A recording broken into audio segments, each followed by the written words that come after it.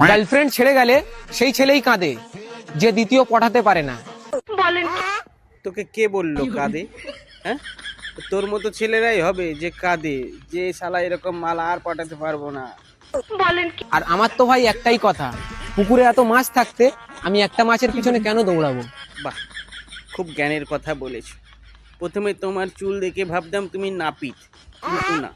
তারপরে তোমার বডি, তোমার মুখ এই দেখে ভাবতাম তুমি রাজমিস্ত্রি, তুমি সেটাও না। এখন তুমি বলছো তুমি জেলে, তুমি মাছ ধরো। তো এই মাছ ধরেছো, আর পুকুরে অনেক মাছ থাকে, কিন্তু তুমি তো পুকুর দেখোনি, তুমি তো খালে গিয়ে মাছ ধরে নিয়ে এসছো।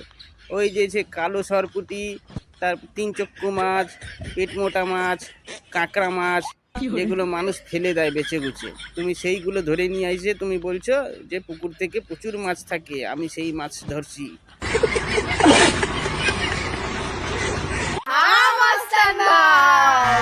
এই মাছগুলো বেছে কুচে ফেলা, এইসব চলবে না, মার্কেটে কেউ নেবে না, ফেলা ফেলা, বাদ দে বাদ দে।